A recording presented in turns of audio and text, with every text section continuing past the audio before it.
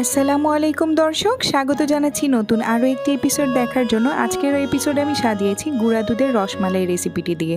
চলুন দেখে নিই আমরা যে গুঁড়ো দুধের রসমালাই তৈরি করতে কি কি লাগছে। প্রথমেই আমি একটি মিক্সিং বোলে দিয়ে দিব 1 কাপ পরিমাণ গুঁড়ো দুধ। এখানে নিডোর দুধটা নেওয়া হয়েছে। এরপর দিয়ে দিচ্ছি 1 চা চামচ পরিমাণ বেকিং পাউডার, দিয়ে দিচ্ছি 1 টেবিল চামচ পরিমাণ ঘি। সবগুলো উপকরণকে এখন ভালো করে হাতের সাহায্যে একটু ঘষে ঘষে বাবলগুলো ভেঙে একটু মিশিয়ে নিতে হবে। এই কাজটা একটু সময় নিয়ে করতে হবে, কমপক্ষে 30 মিনিটের মতো এটাকে ঘষে মিক্স করতে হবে যেন ঘিয়ের বাবলগুলো সব দিকে ছড়িয়ে পড়ে, এটাকে খেয়াল রাখতে হবে। এরপর আমি অ্যাড করে দিব ফ্যাটানো ডিম। এখানে আমি 2টা ডিম ভেঙেছি, কিন্তু আমার 1.5টার মতো ডিম লেগেছে। আপনারাও যতক্ষণ দেখবেন যে একটি স্টিকি ডো তৈরি হয়েছে সে পর্যন্ত একটু ভালো করে ডোটা করে নিতে হবে। আমার ডোটা দেখলে হয়তো বা বুঝতে পারবেন যে কতটা সফট আর স্টিকি হয়েছে। প্রথম দেখলে হয়তো বা মনে হবে যে অনেকখানি নরম হয়ে গিয়েছে, বাট এটা নরম না, এটা মিনিট খানিক রেস্টে রাখার পর এটা একদমই আবার শক্ত একটা নরম ডোতে পরিণত হবে। তো 1.5টা ডিম আমার লেগেছে, আপনাদের চাইলে 1টা বা 2টাও লাগতে পারে। এরপর আমি রেস্টে রেখে দিব 10 থেকে 15 মিনিটের জন্য।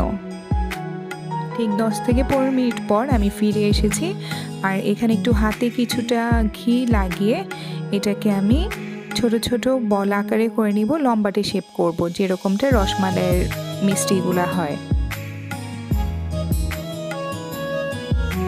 হয়তো বা স্ক্রিনে দেখতে পাচ্ছেন যে আমি ঘি লাগিয়ে নিয়েছি 2 হাতের তালুতে।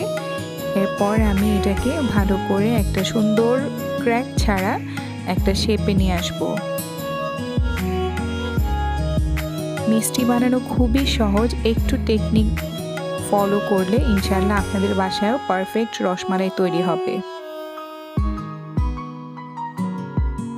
এরপর আমি বাকি মিষ্টিগুলোকেও সেম একইভাবে করে নিয়েছি, যেরকমটা স্ক্রিনে দেখতে পাচ্ছেন।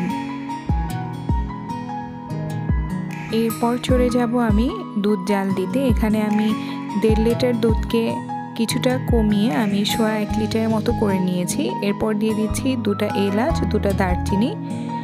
এরপর আমি অ্যাড করে দিব সুগার। এখানে 1 কাপ পরিমাণ সুগার দেওয়া হয়েছে। এটা মিষ্টি বুঝে, আপনাদের যদি মিষ্টি বেশি খেতে ইচ্ছে করে সেক্ষেত্রে 1/2 কাপ আরও বাড়িয়ে দিতে পারবেন। তো আমাদের বাসায় সবাই নর্মাল মিষ্টি পছন্দ করে, কমই পছন্দ করে, যার কারণে আমি 1 কাপ চিনি অ্যাড করেছি। এরপর বলক কিছুটা হালকা বলক তোলার সাথে সাথে, বলক আসবে না বাট আসার পর্যায়ে, সে অবস্থায় আপনাকে বলগুলাকে ছেড়ে দিতে হবে।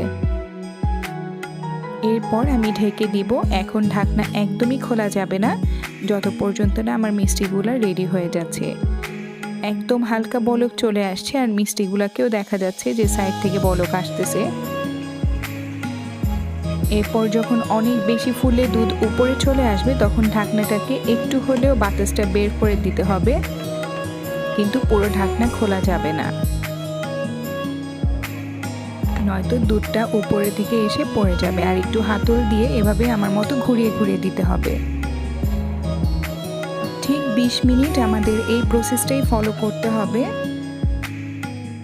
এরপর আমি একটা ছোট বাটিতে কিছুটা স্যাফরন আমি গুলে নিব গরম দুধ দিয়ে। এটা করলে খেতের এবং কালার দোনোটাই খুব সুন্দর আসে। স্যাফরনের একটা ঘ্রাণও হবে, আপনার রসমালাইতে শাহি একটা ভাবও আসবে, আর খুবই কালারটা চমৎকার চলে আসবে। একটা ইয়েলো কালার চলে আসবে, যেটা কিনা হয়তো বা বাসায় সম্ভব, দোকানেরা তো এটা করবেই না। তো আপনাদের বাসায় স্যাফরন থাকলে অবশ্যই এই স্টেপটা ফলো করবেন, স্কিপ করবেন না। তো আমার 20 মিনিট পর আমি ঢাকনাটা খুলে দেখছি যে আমার সবগুলা রসমালাই পারফেক্ট হয়েছে, আলহামদুলিল্লাহ।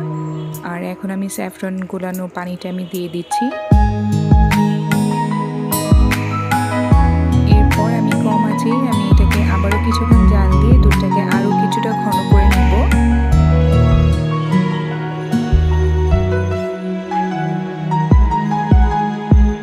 আমাকে এটা ঠান্ডা হওয়ার আগ পর্যন্ত এটাকে ঢেকে রেখে দিতে হবে। রুম টেম্পারেচার আসার পর এটা আমি একটা আপনাদের টেস্ট করে দেখাচ্ছি, ভেঙে দেখাচ্ছি যে কীরকম হয়েছে। আর স্যাফরনের কালারটা কত সুন্দর আসছে, দেখলেই হয়তো বুঝতে পারছেন।